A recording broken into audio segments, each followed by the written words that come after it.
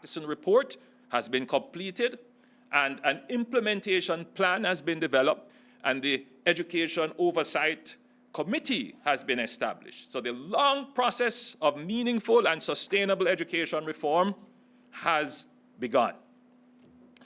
We have begun the long talked about reform of our constitutional arrangements.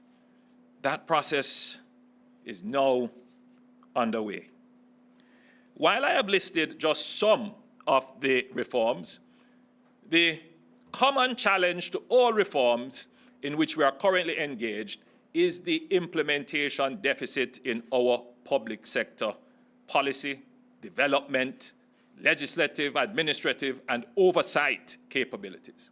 The present structure of our public sector bureaucracy just simply cannot efficiently and expeditiously, as quickly as you would want it, deliver and undertake the reforms that I have listed. A decade ago, the greatest constraint on our growth and development as a nation was the poor state of public finances. Today, what do you believe is the greatest challenge? The greatest constraint today on our growth and development is our complicated, incongruous, and demotivated public sector bureaucracy. Having addressed our fiscal affairs, which could be described as the fuel to focus on the engine, the fuel, rather, that finances our reform, it is now time to focus on the engine that actually does the work, that actually moves the reforms forward, and that is the public sector bureaucracy. There are several elements to the public sector public sector reform, which are ongoing at this moment. We are reforming the organizational structure of government. Some entities in government are no longer necessary or duplicate services. Some entities make more logical sense being merged. And as new challenges arise, some entities must be repurposed and new ones formed. Then there is the vexed element of public sector compensation, how we pay our public sector workers. My administration in 2017 decided to take on one of the most comprehensive and transformational reforms of the public bureaucracy since independence, in the form of the Public Sector Compensation Review. It has been talked about for several years, generally agreed to by governments, workers, and unions as being necessary. As our public sector expanded rapidly since independence, our strategic human resource management did not keep pace with its growth to provide commensurate remuneration, attract the best talents, set the highest standards, develop a culture of accountability alongside a culture of innovation and entrepreneurship. Jobs were initially defined and evaluated using a graded description classification system, which is largely subjective and not evenly and universally applied across the public sector. Additionally, there was no universal system of ranking jobs into scales. This created an anomalous situation where comparable jobs were ranked at different scales, which created real and perceived inequities. Another complicating factor was that we had too many different salary scales, 325 different salary scales with 49 bargaining units to negotiate with. The previous mode of compensation was based on a classification system which over time became fragmented, complicated, cumbersome, and unwieldy. This created opportunities for arbitrariness, incoherence, and inequity. This was compounded by the historically weak fiscal position of governments. This meant that we were unable to increase compensation as inflation increased. And therefore, we weren't able to make real adjustment to wages. In effect, what happened was a break between the core value of a job and its compensation. And to compensate for that, a dangerous practice became entrenched. The practice of giving allowances in lieu of genuine increases and adjustments. That became so entrenched that though it was not necessarily in the interest of the workers to be getting allowances, because as you know, allowances do not count for your pension. So in the long term, by getting allowances, you're worse off. But our public sector became used to it and defended it, to the point where for some workers, 60% of income was accounted for by allowances. So there were some attempts, to be fair, in the past to correct the situation. There were some attempts. We recall in the mid-1980s, there was the Administrative Reform Program. None of the adjustments that were done under this reform were comprehensive. It only focused on the administrative and support staff during that period of time. We had other adjustments. In 1995, there was an agreement thereabouts to bring teachers up to 80% of market. There were other attempts in 2002 to bring the central government up to 80% of market. Of course, the agreement for teachers were not fulfilled until somewhere around 2008 that there was some adjustment there. There were also other adjustments which sought to move the health sector to approximate market. But none of the adjustments were ever universally applied. So it was always trying to do the adjustment in the public sector in a piecemeal, a very piecemeal way. We also noticed that after each round of adjustment, we noticed that there was some fiscal stress, which led to the implementation of wage freezes. And once that occurred, whatever adjustments that were made in the first place was automatically wiped out. So we have struggled to try and bring the public sector into some coherent structure. And we have attempted it, but it has been piecemeal.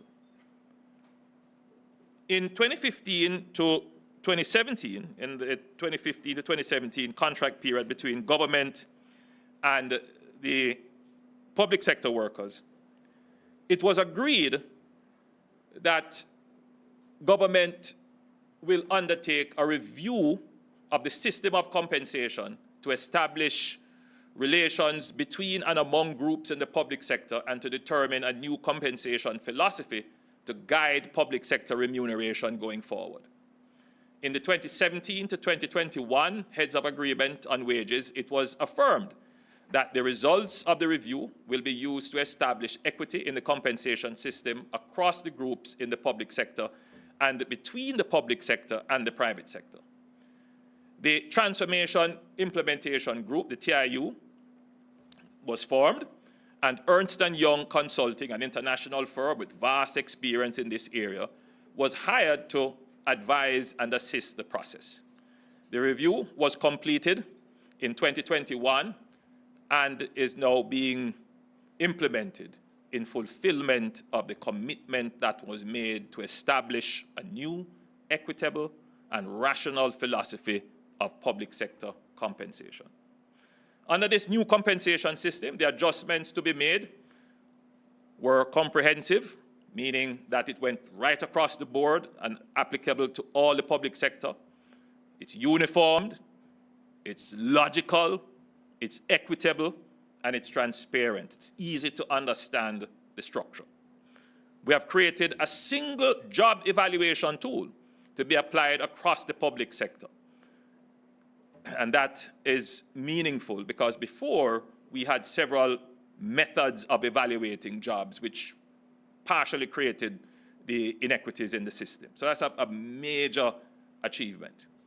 We did a market survey to establish the level of consultations in the compensation rather in the private sector for comparable jobs. We did an evaluation, an internal evaluation of public sector jobs to develop and to benchmark these jobs against the private sector. And this was done in a very objective, scientific way. In fact, in my opinion, this is the most objective and scientific approach we have taken to properly establish job definition, job descriptions, and alignment to roles, responsibilities, and approximate market value. So what we now have is that the public sector compensation system has been simplified. We now have 16 levels or ranks with 16 scales in each rank. So it's a very simple system to use. It is designed for progress within the ranks, and it is designed for comparability across ministries, agencies, departments, and public bodies.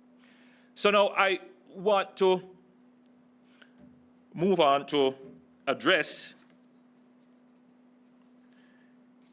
pay compensation for members of parliament and ministers and councillors. Pay for ministers and members of parliament has always been a hot potato. Over the last 50 years, 4 committees, all headed by eminent private sector individuals, Leslie Ashenine in 1973, almost 50 years ago, Ronald Sasso in 1981, Douglas Fletcher in 1989, and Oliver Clark in 2003, laid out proposals for treating with parliamentary salaries. Now, in addition, there was a special parliamentary committee, I believe that was chaired by the then Minister of Finance, Omar Davies, in 2005. In each case, some of the recommendations were adopted, some were rejected outright, and others were just ignored. But right across the board, the fundamental changes that were recommended were never implemented. That's just the reality. So I do hear the calls about establishing another committee we have done it already. When I hear these suggestions being made, I wonder if people don't do research. It's been done already, and it has come back, and governments haven't implemented it. The truth is that some of the recommendations just couldn't work. Some did make sense, and those that did probably could not be implemented for political reasons. All of them have recommended increases, however. So we are in a position that I would want the country to appreciate that the solutions are not simple ones, right? And that we have to really take some time and analyze the problems. And what I give you is an assurance that this government takes the time to properly analyze, deliberate, and yes, agonize over making these decisions. We don't make them lightly. We don't make them trying to ignore how you feel about your politicians. I want you to appreciate that. So, in this current compensation review, the government directed the Transformation Implementation Unit, the TIU, which is responsible for the compensation review, to evaluate the job of a minister and member of parliament. This was a cabinet decision taken and instructions issued by the cabinet secretary to the TIU. So long before these calls that are emerging about job descriptions for ministers and we, using a systematic, objective, scientific approach, did the job descriptions for MPs and for ministers. Not pulling it out of a hat, not reacting by emotion, but doing it in an instrumental way so that we are objective. And this is the most objective determination that has been done in the 50 years since we have been wrestling with how we should pay our parliamentarians. So, this was done using, as I said, the most recent comprehensive scientific and objective evaluation tool. In other words, the same tool that we developed to assess the jobs of public sector workers, that same tool was used to assess the job of the minister and the member of parliament. And this is, well-established methodology about looking at responsibilities, particularly those who have statutory responsibilities, looking at the skill level that they bring, looking at what the job requires, looking at the time that it requires. There are all kinds of elements and markers in determining how you put together a job description. And we use this tool that we have developed, which is, I think, a very accurate tool in describing and defining the job of a minister, a member of parliament, and indeed all the jobs in the public sector. Now, that job description for a minister, when it was priced, so you do a job and then you put it now on a scale relative to private sector or what other people within your organization is being paid. So when we priced it, the job of a minister would be at the highest level of the public sector. So remember we said the public sector now has 16 levels. So the job of a minister would be at level 16. And in terms of scale, it would be at the middle of the scale. So each level has a scale of 16 points. So the job would be at the highest level, level 16, and in the middle of the scale of level 16. That's where the job would fall. There are about 4 or 5 other posts in that area, that rank, that level. I'm not going to disclose those posts, but that's where it would fall. When we decided, all right, how are we going to structure this? Because it would be really much higher than what we pitched it at. We decided that what we would do is to maintain this structure of accountability, which has long been established now for more than 50 years, and it has now become entrenched practice, indeed a convention, that the member of parliament salary should be linked to the permanent secretary's salary. But before I go there, I just wanted to be clear on something, that traditionally, ministers' salaries have never benefited from being on a scale. The minister's salary is just fixed at a level. So public sector workers, permanent secretaries and others, they are in a level, a band, a rank, and then they have points on a scale for which their salary can progress. So if they're at level 15, then a senior permanent secretary may end up at 0.5 or 6 or 7 in the scale. Depending on extra duty, they may end up at somewhere else in the scale. For a minister, no matter how many years you serve, if you run 2 ministries like I do, if you bring more qualifications to the table, it doesn't matter. Your salary is fixed, and that's it. So ministers don't benefit from being on a scale. Once your salary is fixed, that's it. So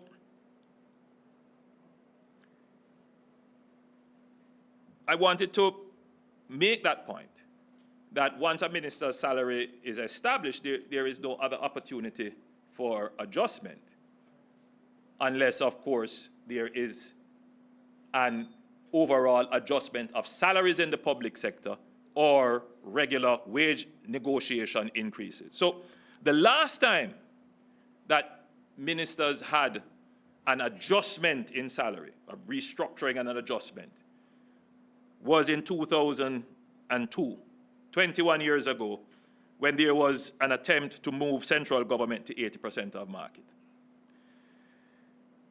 Of course, like now, there was an uproar. And what the Prime Minister of the time did was to appoint the Oliver Clark Committee. And we are back here again today. Anyway, at that time, the adjustment was 103%. Between 2006 and 2008, and by the way, after that increase, there was a wage freeze. I believe there was a wage freeze for 2 years, and then, if I'm not mistaken, another wage freeze again for 2 years. In 2006 to 2008, there was a cumulative increase of 23%, but that was negotiated increases. And since then, we have had wage freezes. I believe the last wage freeze ended in 2015, if I'm not mistaken. Don't hold me to that, but somewhere around there.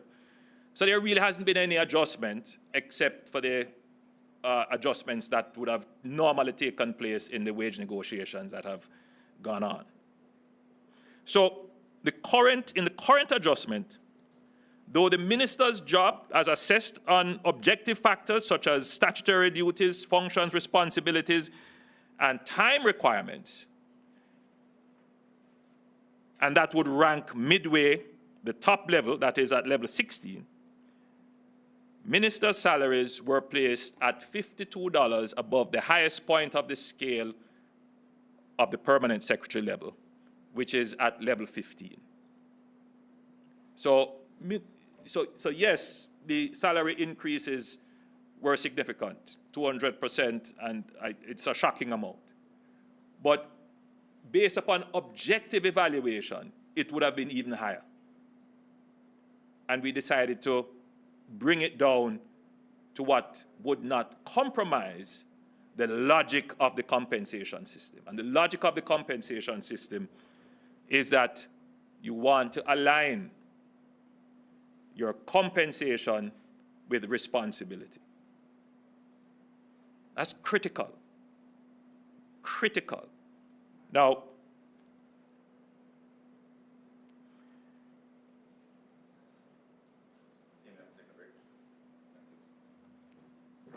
are you taking a break?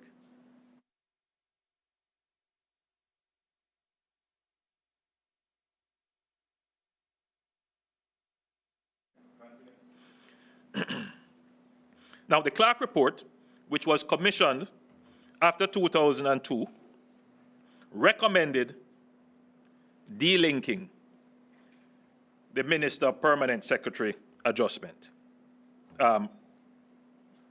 relationship, rather. Now, this was never accepted, and it has continued across administration.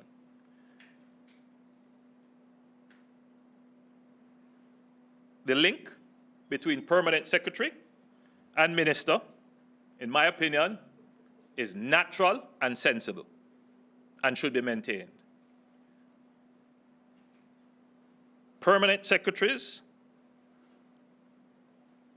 are directed and they report to ministers. You know,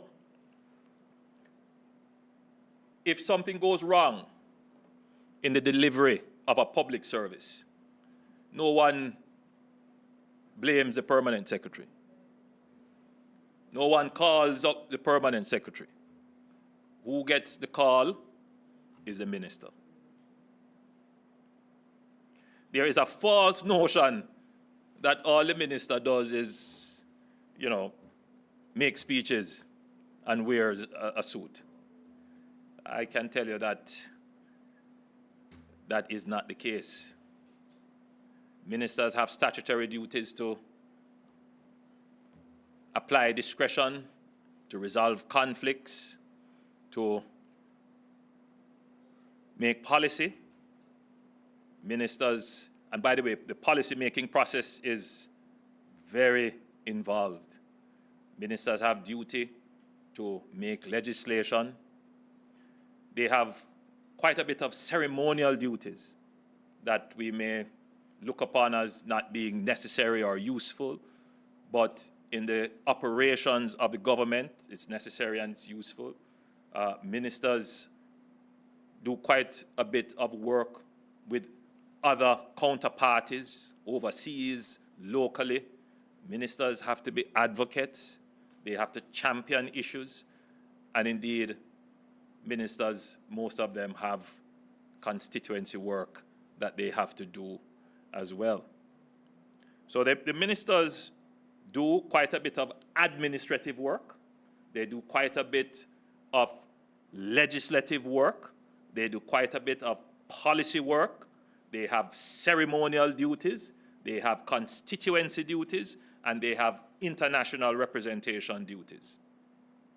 So it is a consuming job. And then they have the role and responsibility of resolving disputes, of arbitrating when they have the statutory powers to do so in law. So it is quite an involved process that ministers have to manage. So the point of the link between the permanent secretary and the minister should not be underestimated, devalued, dismissed, or delinked. It is absolutely important that it is maintained. That represents the chain of accountability between the political directorate and the public service. The permanent secretary reports to the minister, is accountable to the minister, and accountable to Parliament. And that is how the cabinet has established in the Constitution as the chief policy-making and executive arm of the government gets things done. So I want to address, because I'm hearing that coming up in the conversation, that there should be a delinking. Now, once we establish that that link is natural and it is sensible to have that link, then we have to also look at how do we maintain the logic, the philosophy of the compensation system, which is to ensure that compensation aligns with responsibility. There was a situation which emerged in the public sector where one rank of workers who reported to a higher rank of workers were being paid more than the higher rank. And it created a problem. And it had to be immediately corrected.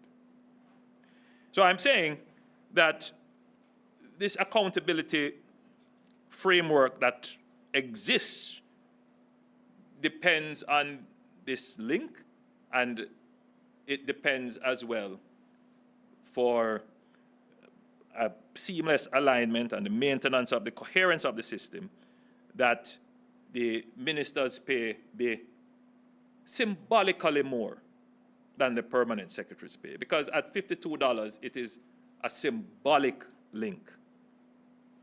Now,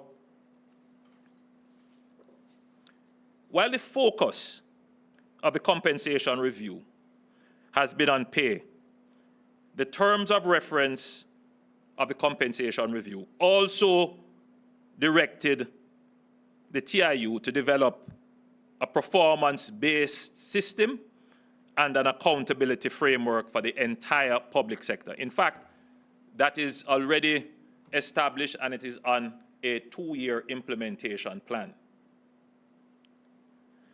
So we have heard the question being raised. So why come with the salaries first and not the compensation, the accountability framework and the performance-based system first?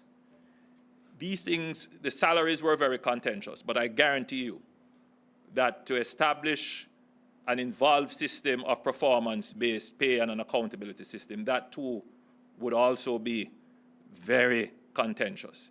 And therefore, it was important to show a sign of good faith that the government would go first with addressing the issues of compensation and then start the involved conversation about how we are going to now, having dealt with the issue of the feeling of underpayment and the demotivation, how do we then bring you along in the public sector to say, all right, for increases to come and how we grow the country, let us agree to an accountability framework and a performance-based system. And so, yes, when we've brought the salaries to the public, we didn't necessarily emphasize this other element of it. However, to be clear, on several occasions, I have given presentations where I have said that now that we have addressed the salary issues, the next phase of the reform must be productivity. I've said that over and over again. Last Labor Day, I gave that speech, and several other occasions, I've given that speech.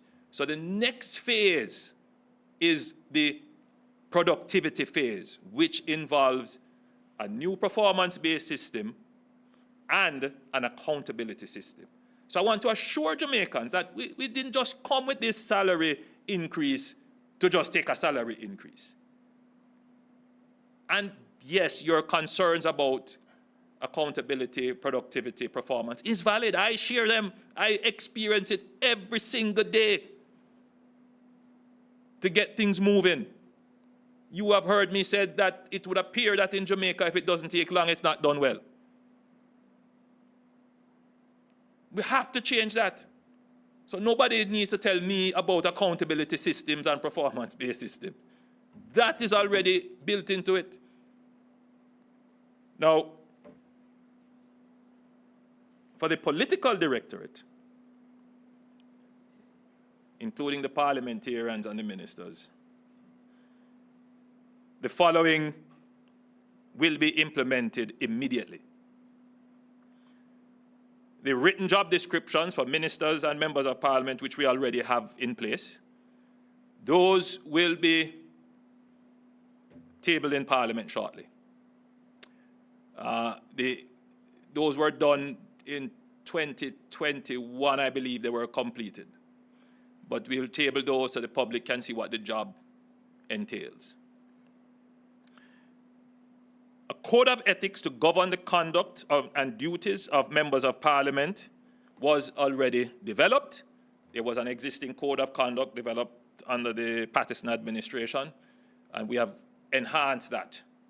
No, not just for ministers, but to include members of parliament. The Minister of Justice and the Minister of Legal and Constitutional Reform, they were tasked to do that.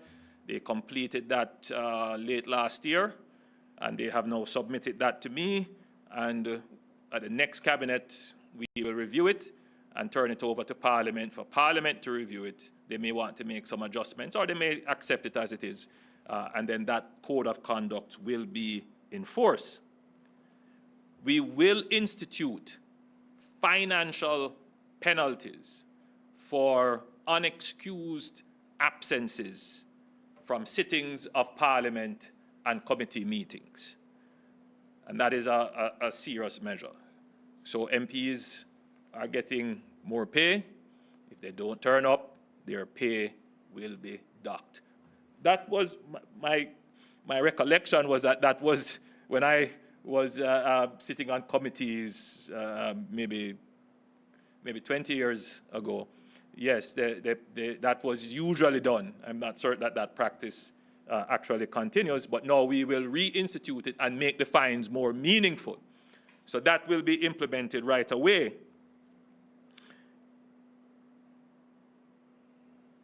Each MP will have to provide a written accountability report to Parliament, detailing activities undertaken and highlighting achievements in their constituency. Now, MPs use the state of the constituency debate to do this, but what we will do is set up a more systematic approach to it, and they will actually table their reports, and it will be reviewed by a committee, a specially established committee of Parliament. And the public obviously can review that as well. Now, when I became a member of Parliament, I thought at the time that I knew a lot about government. What you learn in school is not sufficient. It is an entire study in and of itself. And oftentimes, I must confess that I am not totally satisfied with the behavior, which might be informed by lack of knowledge of some of our MPs. I have, through various sources, provided training for our new MPs. 2 cohorts of our backbench have gone through training, but it's a constant training, a constant development of knowledge. So what we're going to be doing is we're going to design special courses of training for members of Parliament, including our senators, and they must complete certain hours, certain number of hours, and become parliamentarily certified in the practice of parliamentary affairs. Now, and this is the first course, I must point out, the first course will be in parliamentary procedures and practices and in our standing orders. Ministers will begin to publish at the beginning of each financial year, starting 2024, the policy, administrative, and legislative priorities, along with targets and performance indicators that they intend to achieve during the fiscal year. This will be in the form of a ministry paper after approval by the Prime Minister. Now, when we make these accountability measures, we have to be cognizant of how they change the nature of our parliamentary government. Cabinet has a fundamental principle of collective responsibility. So the action of one member is the responsibility, technically, of all members. Dividing it up like this will bring individual pressures, and it might change certain dynamics, but I think it is necessary to bring the public to a point where they can have confidence that the cover of collective responsibility is not being taken advantage of, that some ministers are working and others are not. So we have weighed it, and very oftentimes we come up with measures, but when you examine them against our constitutional framework and our parliamentary system, you realize that it could create problems. We have weighed this one, and we have decided that at this time it's the best thing to do. So this is a very important measure. We do it internally anyway. Each year before the budget, we go on retreat, and each minister has to declare what their priorities are, and I do monitor and manage. But now I will have the help of the public in monitoring and managing what the ministers commit to do, in addition to what I give as directions to be done. Now, successive administrations have kicked the proverbial can down the road because no one wants to confront the problem. It is left to just re-emerge ever so often. Now, finally, there is an administration that has reviewed the entire compensation structure, developed a fit-for-purpose system, and has begun implementing the system. There are many Jamaicans who understand the bigger picture of having an incentive-compatible system where jobs, as assessed by their responsibility, skills, and time, are paid proximate to market, and where responsibilities align with compensation. Such systems usually attract the best talent and benefit greatly from innovation and productivity. This compensation review is the most objective evaluation that we have had of jobs in the public sector. It is the most objective pegging of jobs proximate to market value that we have had. The process, the objective, has yielded increases for ministers, which, again, though commensurate to their roles and duties, is considered unfair relative to adjustments of other groups. This springs from a historic distrust of the political class and a deep belief that some politicians are only looking out for themselves. Quite apart from the skills and efforts they bring to the job and the responsibilities they bear for which they should be compensated, there is also an expectation that politicians must show solidarity with the suffering of the people. Given the stage of the development of our democracy, these feelings should not be ignored. I pay attention to all the press releases, all the memes. Literally, you know, we do a kind of summary of everything that happens every day, what is being said. And we pay close attention to the mood and the sentiments of the people. As I said before, we are taking on challenges that others have run from. We are doing things that other administrations have only wished they could have done. But more than that, we are taking on so many transformational things all at once. And it is stretching not just the government, but it is also stretching the people. Because not everything that you're doing in terms of transforming the system will have an immediate effect. Not everybody sees, believes, or buys into the vision. So I've learned an important lesson in transformation, particularly in doing the roads. Your progress is not always pardoned. It's just a reality. You have to manage the progress, to minimize dislocation, and to ensure that you bring all the stakeholders along and that all the dissenting views are heard and given a chance.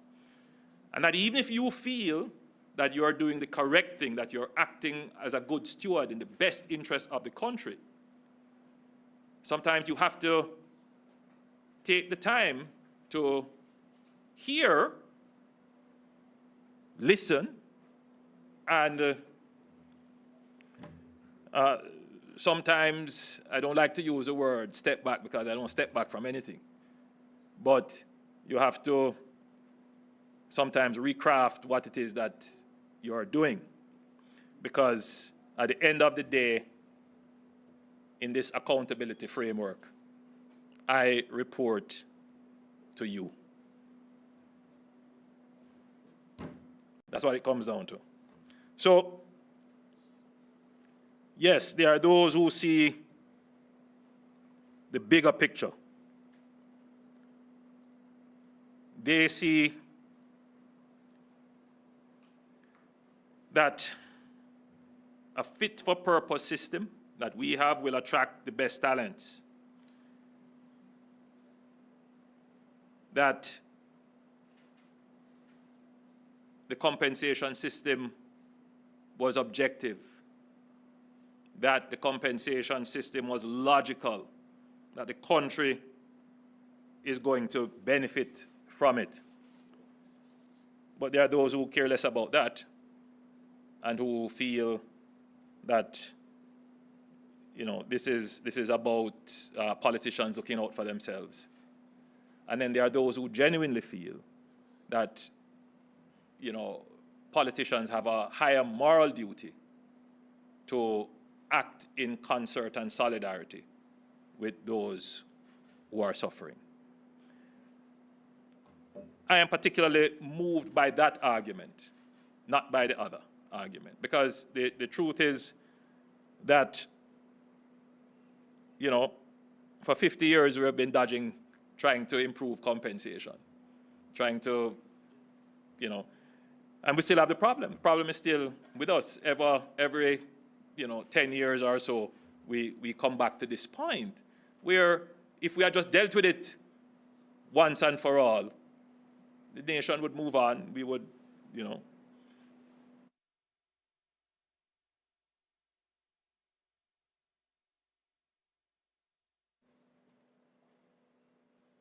Now, we need an efficient compensation system that aligns compensation with effort and responsibility. Nevertheless, it is important that the country is assured that its leader symbolically and truthfully understands their concerns. As your leader, I do. Therefore, I have directed the Transformation Implementation Unit to remove the Prime Minister's compensation from the new salary scale. The Prime Minister's compensation will therefore remain at its previous levels.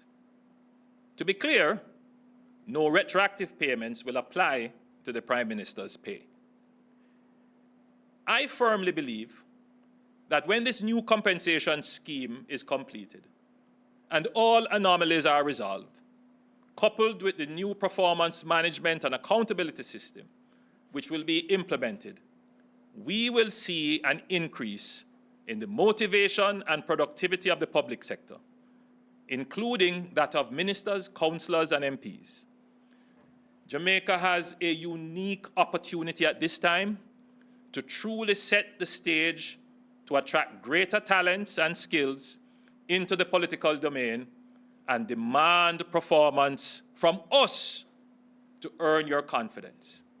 We should not let this opportunity pass only to be confronted by it in the near future. I ask for your understanding and support. I want to now turn to the Cabinet.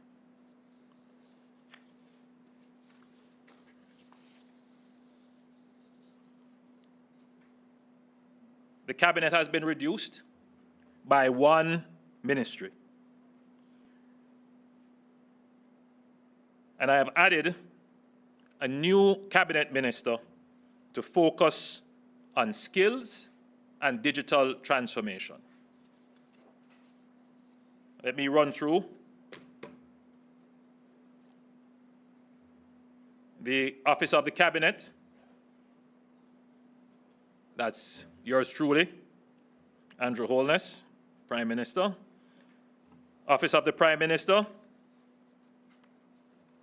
yours truly, Andrew Holness, and I will be supported there by the Honourable Robert Nestor Morgan, MP, Minister without portfolio, but he will continue to handle the information portfolio and other such areas as I may assign to him from time to time.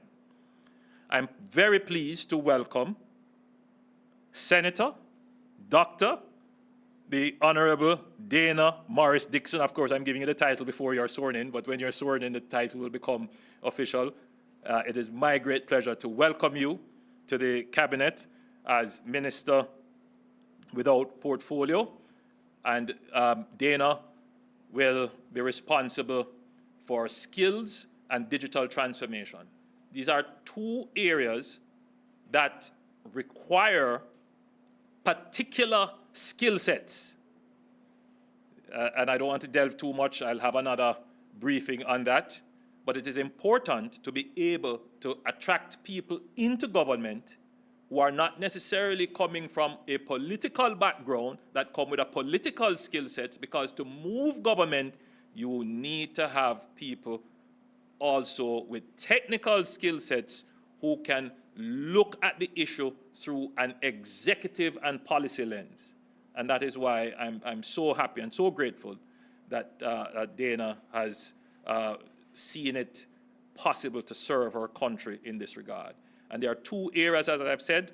One is in skills. The private sector is crying, literally, regarding the availability of skilled labor. It is now becoming a constraint on our growth. And so we need to pay attention to that, and that will be Dana's role, to collaborate with the private sector and HEART to make sure that there is this tight alignment so that we are training people to be job ready, not just for the skills of the past, but more so the skills of the future that will drive growth in our economy. And the other is digital transformation. The National Identification System, it's well on its way, and there are many other digitalization programs within government that is ongoing, and Dana will supervise that. Dana is coming from the banking sector, and it's very important to have that link to drive digitalization, particularly as it relates to the government and the financial sectors. Now, Homer Davis, MP, will continue in the office of the Prime Minister as Minister of State, and he will take up responsibility for some of the other areas in OPM. Those will be published, but particularly for the social partnership, because the social partnership is such an important arm of our democratic structure. Now, the Ministry of Economic Growth and Job Creation, I will remain the minister there. The Honorable Everard Warmington will continue to be the minister without portfolio, managing the works portfolio. And Senator, the Honorable Matthew Samuda, will continue to do the excellent job he's doing in managing the climate change, environment, water, and other areas for which I have given him responsibility. The Ministry of National Security, Deputy Prime Minister, the Honorable Dr. Horace Chang, will remain as minister. There is much talk about the Ministry of National Security. Minister knows that we have had our heart-to-heart talk about the ministry. It is a tough and thankless job. It is not a ministry that any other minister wants to go. But you know what? We have been making instrumental and steady strides in transforming our security forces so that eventually we will have the capacity to address the level of crime and push it down, that level of crime that we have. And it is working. I was so very impressed to see the commissioner put on the expo of the JCF, really showing incredible talent. And we're building. The public has to understand that for decades we underinvested in national security. For decades we treated national security in an unsophisticated way. Now we are only now just getting up to speed. So I'm confident that we will have a breakthrough in that regard. I'm going to attach to Minister Chang a new Minister of State, the Honorable Juliet Cuthbert-Flynn. And she will be the Minister of State in that ministry. And there is a strategy change that will become apparent. I had mentioned in my budget presentation that we have to start to emphasize a little bit more on violence prevention and social intervention. And we need that kind of personality to push that area. So I'm putting the very energetic Juliet Cuthbert-Flynn in that area to support Minister Chang. I have a new ministry, the Ministry of Agriculture, Fisheries and Mining. And I'm appointing the Honorable Floyd Green, MP, as minister in that ministry. Agriculture has such great potential, and mining fits neatly with it as well. And you would have had some experience in that regard as well, Minister Green. So I'm entrusting you with that very important ministry. The Honorable Franklin Witter will continue to be Minister of State in that ministry. The Ministry of Culture, Gender, Entertainment and Sports, otherwise the Ministry of Minister Grange, Babs's ministry. So we'll leave it at that. The Ministry of Education, again, another ministry that, you know, I've noted very carefully the observations and suggestions and criticisms. We have in train a program which I do not want to disrupt. Minister Favour Williams has been integral in establishing the transformation program. And Minister Williams will therefore remain as the Minister of Education and Youth. She will be joined by the Honorable Marsha Smith, MP. And the focus of that will be to look at child services in that ministry that needs significant attention. You know, I'm very concerned about some of what is happening with our children, particularly our children in state care. So Minister Williams will be supported by Minister Marsha Smith. In terms of the Ministry of Finance, Dr. Nigel Clark will remain the Minister of Finance, and he will be joined by the Honorable Xavier Main as Minister of State in the Ministry of Finance. The Ministry of Foreign Affairs, Senator the Honorable Kamina Johnson-Smith, and you know, Minister Johnson-Smith has just stamped that ministry. But there are also some critical matters that are ongoing in that ministry, which require, you know, we could not have a break in those things, you know. Some very critical things, including regional matters that we have to pay close attention to. The Honorable Alonda Terrelong MP will be Minister of State in that ministry, special focus on diaspora affairs and whatever else Minister Johnson-Smith may want to assign him. The Ministry of Health, again, Dr. the Honorable Christopher Tufton has stamped his name on that ministry. Again, in our discussions, you know, Minister Tufton has done so well nationally. And in my discussions with him, he pointed out that the best is yet to come. The infrastructure in health, the improvement that he has championed, and he would like to see that through. And I am aware of it. And again, you would not want to have a break in the implementation of those. So Minister Tufton will remain in the Ministry of Health and Wellness. In the Ministry of Industry, Investment and Commerce, Senator Aubin Hill will remain. In the Ministry of Justice, the Honorable Delroy Chok will remain. Now, the Ministry of Legal and Constitutional Affairs. Now, when Minister Ford got this ministry, I'm certain that she did not realize the level of work that constitutional reform would require.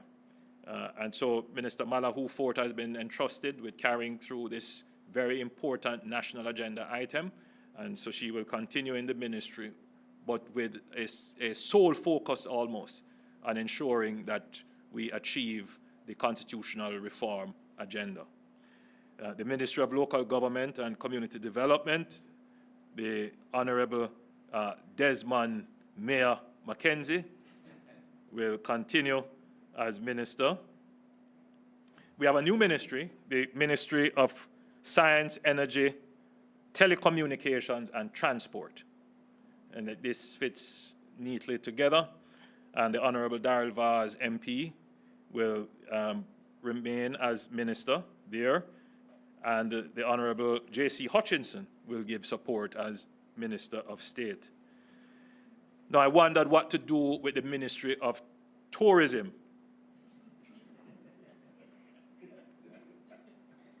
Because Minister Bartlett has done such an amazing job. It is not quite well understood how that ministry works, but it is a salesman's ministry, and you have to be in the field, talking to the agents, meeting the investors, in addition to managing tourism on the ground in Jamaica. And Minister Bartlett has done a fantastic job, and he remains as Minister of Tourism. In the Ministry of Labor and Social Security, I have asked the Honorable Pernell Charles Jr. to take over that ministry. Labor and Social Security will require significant transformations. So one of the other transformations that I did mention in the earlier part of my presentation, which we will have to undertake, is a transformation of the PATH program. And so I'm specifically saying that as you are appointed, this is something that you will have to take on. Of course, it is not something that you can take on alone. It has to be done with the Ministry of Finance. But most importantly, it is the digitalization of our welfare, social welfare and conditional transfer services. So you will be working closely with my office, with our new Minister of Skills and Digital Transformation, Dr. Morris. And you will be supported by the Honorable Norman Dunn, MP, Minister of State. So we have, in hearing the call of the people for accountability, for stability, for good management, we have carved down the government. We have taken off one ministry, and we have kept the government basically very tight, and we have brought in new talent into the government. At this juncture, I want to take the opportunity to thank Minister Carl Samuda, former minister. Carl sent in his retirement note to me. We had a long talk, and I want to publicly acknowledge the contribution of Carl Samuda to national life, to politics. Carl has been in politics for over 40 years. And I want to thank him for his graciousness, and he has given us the assurance that his very deep talent and skills are still available to coach the younger ones and to the government as we look forward to the future. I also want to thank Audley Manayard Shaw for his contribution, his graciousness, for his service to the nation. We will never forget his infectious smile and his more infectious laugh, his humor, the wonderful human being that Audley is. We have had very deep discussions as to what the future could hold for Audley. And so, who knows? You may hear something else regarding Manayard in the future. So with those updates, I want to thank you for listening to my very long presentation, but I thought it was necessary to bring the nation into my thoughts and to ask for your support and understanding. Much, Prime Minister. I will now open the floor for questions. I will take one question each from each bidder house. You may indicate by using the raised hand feature. Our first reporter is Edmund Campbell. I suspect Edmund is from the Gleaner Company. Mr. Campbell, you may go ahead with your question, please.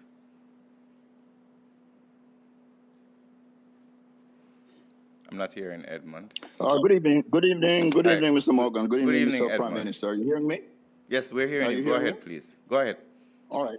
Mr. Prime Minister, you've spoken to a number of issues of the accountability framework, codes of conduct, and so on. My question to you, Mr. Prime Minister, the certification of your 2021 statutory declaration, it is yet to be done. The Commission, in a tweet, said that the Integrity Commission, that is, said it is not in a position to certify your statutory declaration, and in the circumstances will be unable to comment any further on the issue. In the interest of public interest, Mr. Prime Minister, could you provide us with a response as to why your statutory declaration at this time, for some time, now has not been published or gazetted? It is also of a concern to me. I'm not aware of the reasons. I have been written to with a letter basically with the same content of the tweet. So I am not in a position to say what the issue of the Integrity Commission is. However, just to be clear, the Integrity Commission has a duty to thoroughly investigate and ensure that whatever is presented to them is verified and validated. So I suspect that they are in that process, and I can only await the completion of that process. Thank you so much, Edmund. I see the next person who wishes to ask a question. I think that is Ms. Janela Precious from TVJ. Ms. Precious? I can't hear Janela. Thank you, Robert. Yes. Good evening, everyone. Prime Minister, how long do you intend to forego your salary? And have you considered One the question, political... Janela. Thank you very much. But I just want to include this one. How do you, Mr. Holness, see the political consequences? Are you prepared to face the political consequences of this decision? I'm sorry, I'll be asking the Prime Minister to answer one question. Thank you very much. Well, he can choose which one he wants to. Well, you know, I've always said, when you hold this job, you must be prepared to face the political consequences of your decision. That's democracy. And I always have and continue to put myself at the mercy of the people who elected me. I work for them. I am not their master, so I take into consideration what their views are. At the same time, they have elected me to make the best decisions on their behalf. So I have to conduct myself as a good steward, and I have to be honest. And so I honestly believe that this measure of the compensation review is in the best interest of the country. It will lead to the attraction of greater and better talent. It will increase the competition for the spaces in government. It will increase the creativity, the productivity, the ingenuity, the entrepreneurship of the executive of the country. It will, in the long run, yield the results. As to whether or not people believe that, again, I put myself at the mercy and discretion of the people of Jamaica. Thank you very much, Prime Minister. I think we have a question from Mr. Arthur Hall from the Jamaica Observer. Mr. Hall. Good afternoon, Minister. Good afternoon, Prime Minister, and the ministers in the audience. Prime Minister, I'm just checking. You said you will not accept the salary increase, but does that mean your other ministers will be paid higher than you based on the new compensation package? And how do you respond to that? Yeah, so effectively what it means is that I would have withdrawn the Prime Minister's salary from the consideration of the compensation compensation scheme as it has been declared. So yes, the ministers will continue, and I encourage them to continue to take the salary because I genuinely believe that it will improve governance in the country. But you would bear with me when I say that I have to keep the country together. And there are those persons in the country who genuinely believe that the leader of the country must show solidarity with those who are suffering. I genuinely believe that too. Some people might say it is symbolic. Yes, symbols are important, but I'm doing it because I genuinely also believe that I have to keep faith with those persons who are losing faith, who are looking on and say, you see how them get and me no get. Because that is a real sentiment that as a leader of the country, ministers don't carry that burden, I carry that burden. That as leader of the country, I have to make sure that they know that there is someone who looks out for their best interests, including being able to put aside any benefits that may accrue to their office, that they themselves don't get that accrued benefit. So it's very important that that be done. It is the demonstration of the good stewardship and good servant leadership. Prime Minister, it appears that was our last question. I want to thank you for your presentation. I want to also thank members of the media who have participated in this press conference, and also our cabinet ministers and our support staff from PBCJ, JIS, and the Office of the Prime Minister. Once again, thank you very much. We apologize for the late start as we had some matters to settle, and we thank you for being patient with us. Until next time, post-cab is Wednesday at 8 a.m. sharp. We're always on time. Thank you very much for joining us. Have a wonderful day.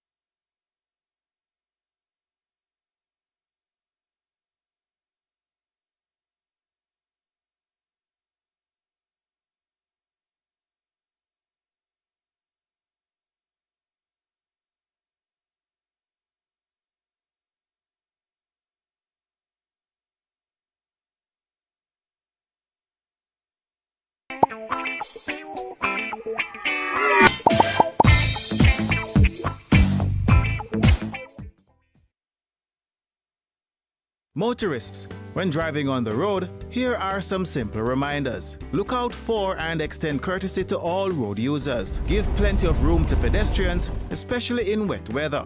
Drive slowly. No bother wet them up. Slow down when approaching a pedestrian crossing or school, and always be prepared to stop. Remember, a school zone is a 30-kilometer zone. Cut your speed. Drivers of large and slow-moving vehicles should always keep in the far left hand of a dual carriageway. Keep it simple. Drive left and pass right. These are just simple reminders of your road duties. Drive safely.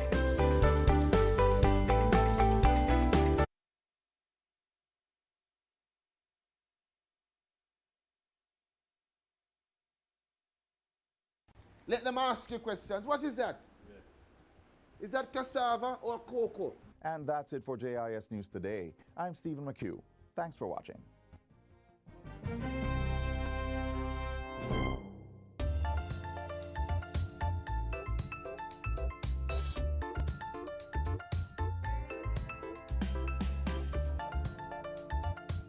They can happen at any time without warning, leaving you shaken, literally.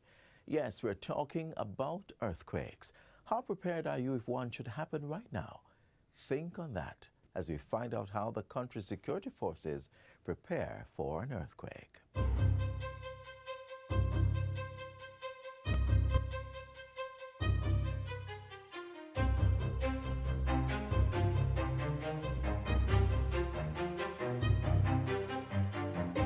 Jamaica is prone to earthquakes. The country's susceptibility to this natural disaster is because the island sits on a very active Caribbean plate margin. An earthquake is a sudden violent shaking of the ground as a result of movements within the Earth's crust or volcanic action. Although earthquakes can be devastating, the country's security forces are equipped to deal with any eventualities. Once an earthquake happens, both the Jamaica Constabulary Force and the Jamaica Defense Force will initiate procedures and set up their communication centers to disseminate information.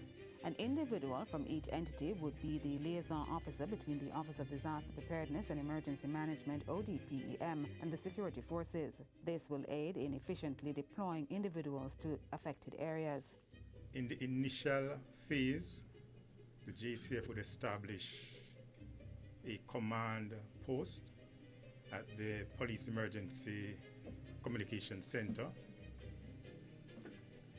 gather information as to what transpired or what occurred, and to provide that information to ODPEM. The security forces will also